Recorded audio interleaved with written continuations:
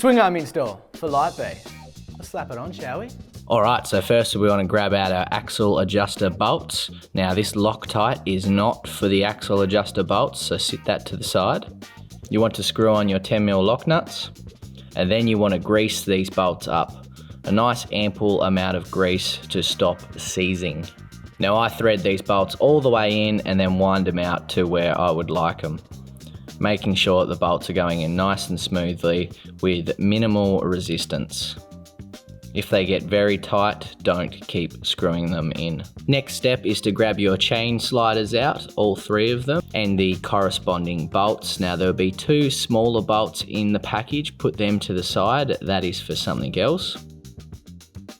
Now this is where we'll grab that Loctite and just put little dabs of Loctite on these bolts. You don't need to go crazy, just a little bit. Then you want to grab your centerpiece and the straight chain slider. Use two bolts and just tighten these up a little bit. Don't need to go crazy, they are only an M-fold bolt.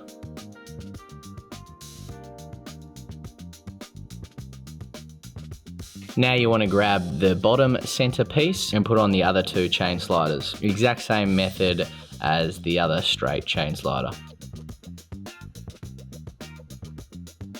Then you want to grab those two other smaller bolts, and they are for your axle block inserts. Once again, just nipping them up.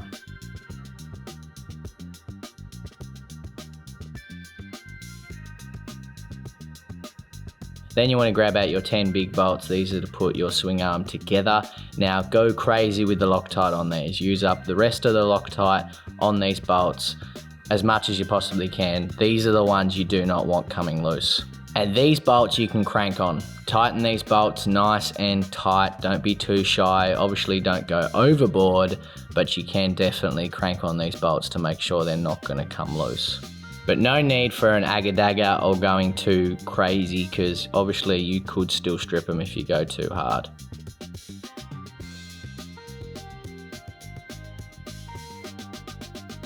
Now what we recommend with these bolts is after the first ride is to just check these bolts. Go back over them and make sure they're nice and tight.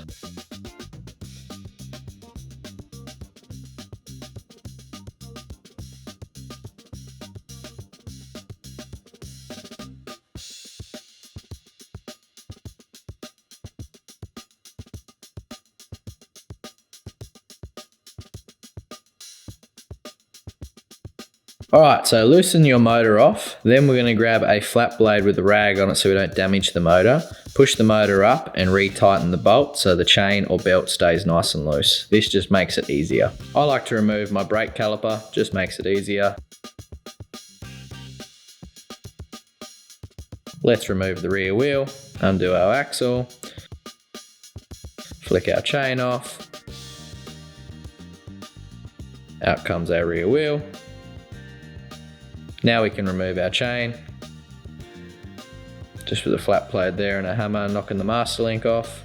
Now I'm just going to use a flat blade to knock this nut loose. Ideally you would want to use the Ushel tool for this nut, but a flat blade works fine. Then we can undo our linkage bolt, then we can push out our swing arm bolt and flick the chain off the front sprocket. Now you can slowly remove your swing arm. I'm holding the jack shaft with my hand underneath to keep it from pinching or jamming.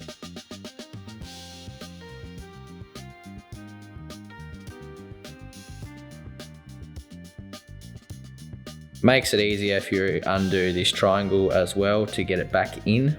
Now I've jumped ahead here just to show you this so you don't get annoyed when you put your swing arm in and then you realize your brake cable is running in the wrong spot. So I just want to show you and just make sure that you're running your brake cable underneath your triangle and not above your triangle. And then I also cable tie it nice and close to the pivot to keep it up out of the way.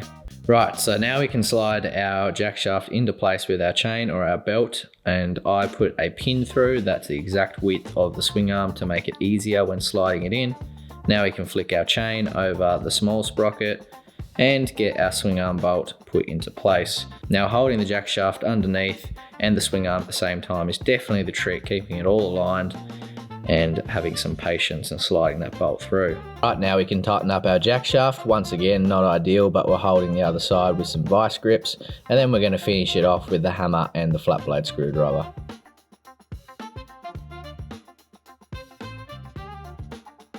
Now we can put our linkage bolt back in. I'm going to put the rear wheel in.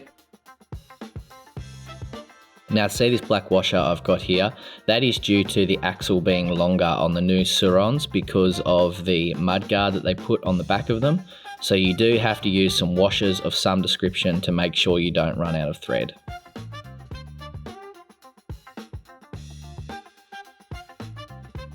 Putting our brake caliper back on, remembering to squeeze your brakes so it is properly aligned when tightening.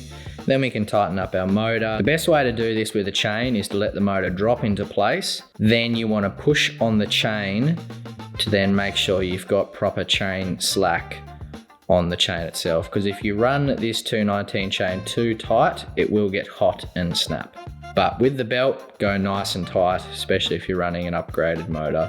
Now you want to add 12 links to your chain. You can either get a brand new chain and just have one master link and cut it to the right length, ideally the best way to do it, or you can just use 2 master links and just lengthen your chain. As you can see there, I'm using calipers to set the distance evenly on both sides. It's just the way I like to do it. You can also use the markings on the swing arm as well. Then I'm going to use a rag to make sure the wheel is pushed hard up onto the stops.